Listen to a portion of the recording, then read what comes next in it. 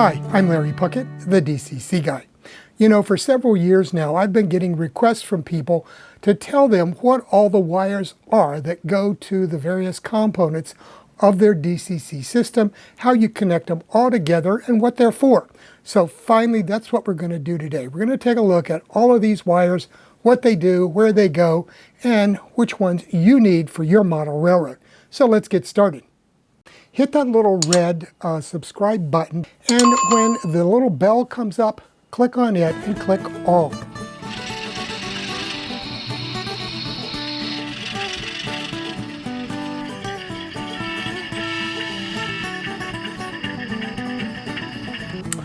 Okay, let's go ahead and jump right in. I've focused in close here on a set of components with all the wires attached, and I'm going to go through what each one is for and give you an idea of whether you need them for your model railroad or not.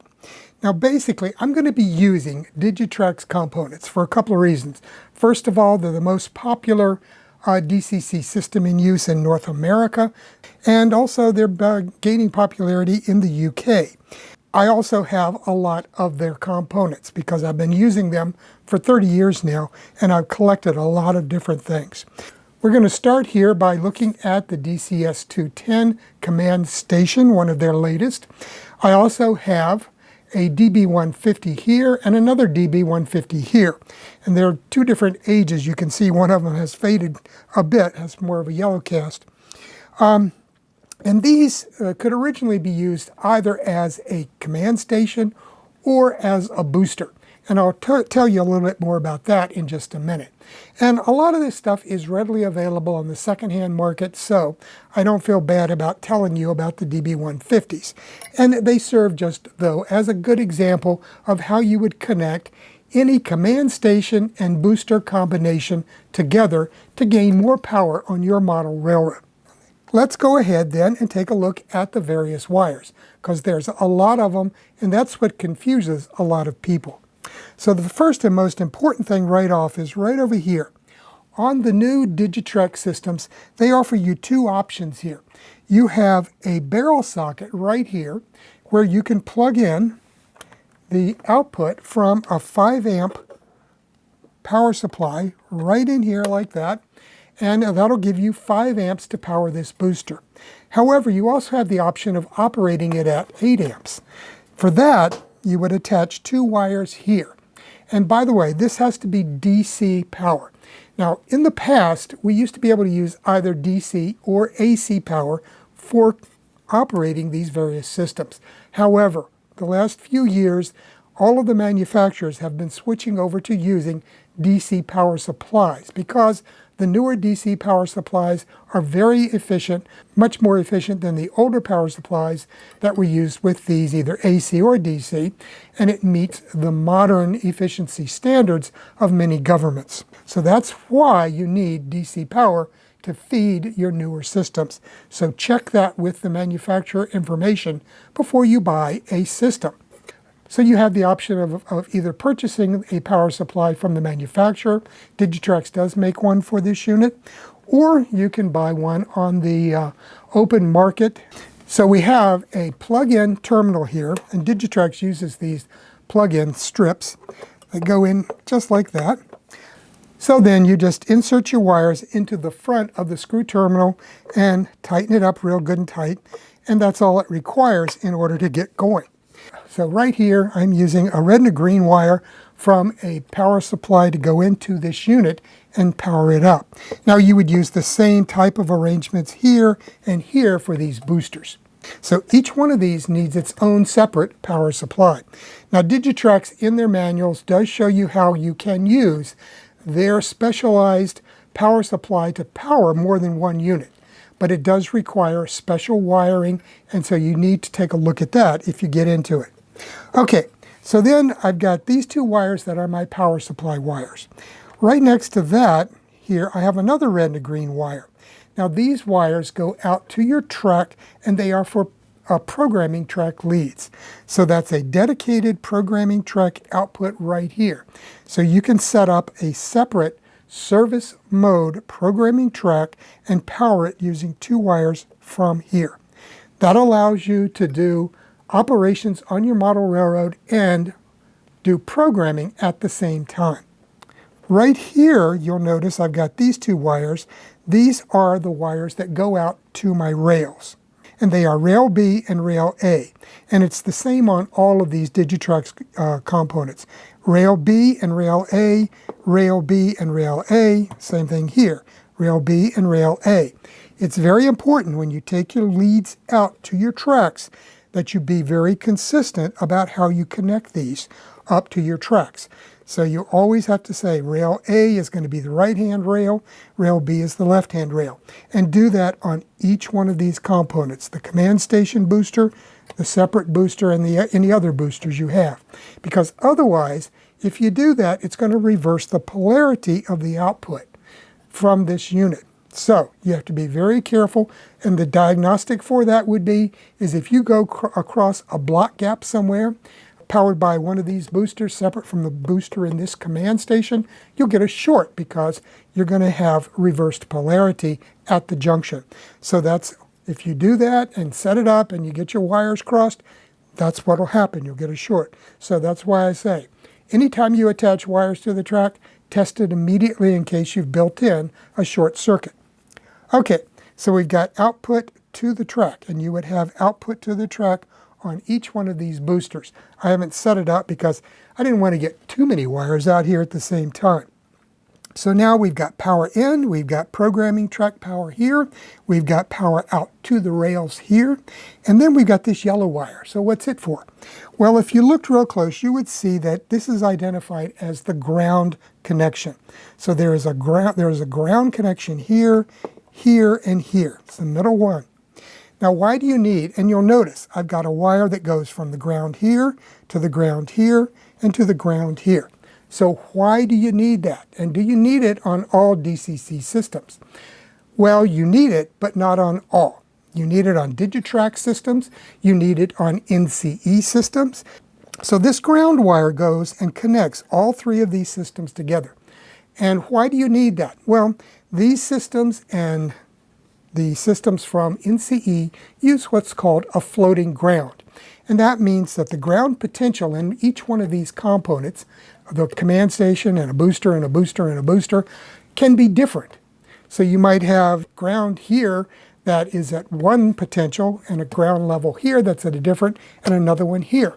So what this does is it allows it to equalize that, and it serves as a ground reference amongst these various components so that they can work with one another on the layout. And that's very true also for some of the other components that Digitrax makes, that you need to have a ground connection not only amongst your boosters, but going out to other components.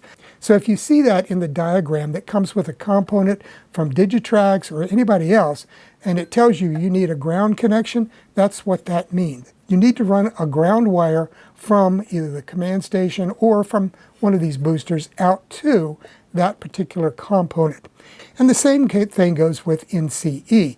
If you look at their wiring diagrams for their entire systems, they will show you that you need a ground to go from the command station to the various boosters that you're using on your layout. Now, on the earlier Digitrax units, they didn't have this ground connection, and you would just run a ground between a screw on the case, such as a screw right here. You could put a little eye on this and connect it through, because these cases would be grounded to one another. And I think that's probably what you have to do on the NCE systems.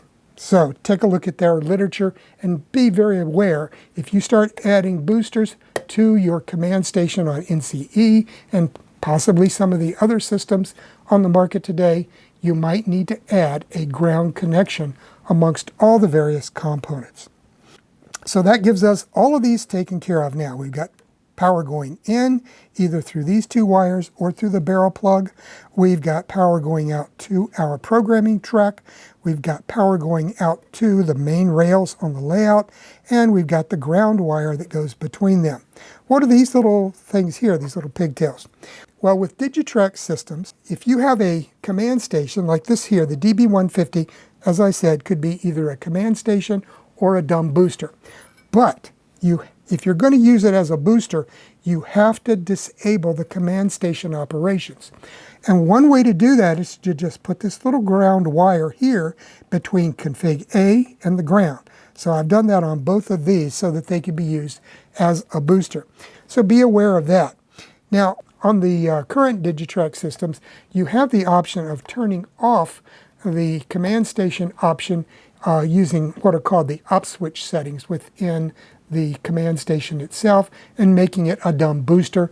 Or I believe you can still use the little jumper. I'd have to check that in the wiring, but that's what that's for. If you see that in use on somebody's layout, that's why they're using it. It's to disable the command station function and make this just a dumb booster. That takes care of all these individual wires. What about these here, these cables? In order for these various components to work together, and in order for these boosters to be able to put out a DCC signal, they have to get it from the command station because it's created in the command station as a low voltage signal output, and it has to be transmitted through these various cables from one to the next. And then they take that low voltage, low amperage DCC signal and boost it up. That's why they're called boosters. They boost it up to whatever track power you've got it set for. And you can see, like with all of the Digitrax components, you can set it for HO, N, and OG scale operations. And that creates a different voltage on the track. So that's one of the neat things about the Digitrax system is that you've got a little switch on it that you can click and set it. They have a trim pot inside of this box here and this one that allows you to take a screwdriver. You have to take the case off and you can adjust that and you can adjust the output voltage. Fortunately, with the newer systems, you can use your throttle and change that output voltage. So it's a lot easier that way. So all of these are a standard 6-pin cable, but they do require a special arrangement. And I showed how to do this in a video on how to make your own cables that I produced several years ago. It's still available here on YouTube, and I'll put a link to that above me here and also at the end of the video. But these are a special type of cable. Now you can buy these from Digitrax, you can buy these from NCE and various other manufacturers, as well as DCC suppliers. I believe Digitrax actually makes a kit that you can purchase that has all the components to make up your own cables. And like I said, I showed in that video how to do that. You can buy these from various companies. Unfortunately, my main supplier, allelectronics.com, very soon is going to be out there no longer. They've announced they're going out of business, I think either in August or early September. So if you've got a need for electronic supplies, better go to allelectronics.com while they still have anything in stock. Now, the main thing that I wanted to point out about these, if you look real close here, and I'll try to hold this, there's a little rib on the back of this cable here. And usually they have that on these cables so that you can identify the different sides. And if you note that on this one, there's the rib here, but there's no rib here. And that's why it's referred to as a reversing cable by the telecommunications industry. So what the important thing is, when you look at this, and you note there's that little clip right here on the top that holds it into the socket, the important thing is to always make sure that white or the same color, doesn't matter what color it is, but my mantra is white is on the right. So always set it up so that your wires are inserted with this little clip showing with the white wire on the far right side. And that allows it to properly work with all your DCC systems.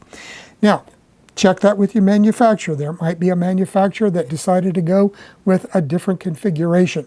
But I know with Digitrax, I know with NCE that is true. And with Digitrax, it doesn't matter really too much how long this cable can be. You could have this system here and this booster 100 feet apart and it wouldn't be a problem. Because Digitrax says in their literature somewhere that their LocoNet cables can be up to 1,000 feet long without any significant degradation of the DCC signal. So that means that you can probably run this sucker all over your house. The main limitation is running this ground wire here because, you know, in order for that ground to be effective, you need something fairly large. I use a 12 gauge wire between my main command station and any remote boosters that I'm going to be using with it, because you do need a fairly heavy wire in order to make that ground connection between them. So keep that in mind. Now, a 12 gauge wire will probably not fit into the screw terminals. So what you have to do is whatever wire fits, use about a 2, 3, 4-inch long piece and then connect it to the larger gauge wire, and that'll work. Also, with these large 8-amp boosters, you can operate a huge layout on just the command station. You might not need additional boosters. And what I do on the Piedmont Southern, I do have two 8-amp systems that I use fairly remote, but I do it mainly to distribute the power better, not because I really need it. Because, you know, with 8 amps, you can run a lot of locomotives. I have a friend who has a very large layout, several times larger than the Piedmont Southern. I bet you it's at least 1,200 square feet in his basement. And that particular layout, we operate it with a single DCS 240 operating at 8 amps. And we've never had any problems with it during operating sessions. So in many cases, you can get away with a lot and operate a lot of trains with a single 8-amp command station booster combination. One of the other important wires that you'll be using is the one that goes from a throttle to the command station or to the throttle bus. So these are the standard 6-pin connector here and cable, just like I showed you with these Loconet cables. And they are wired up the same way. White's on the right here with the clip. I have always done it this way with Digitrax equipment. Works fine. And be aware, these little clips here, they break off quite regularly when they are in regular use, and you're going to have to cut that sucker off and replace it on this cable coming out of the throttle. So be aware of that, and that's another thing I showed you how to do in that video.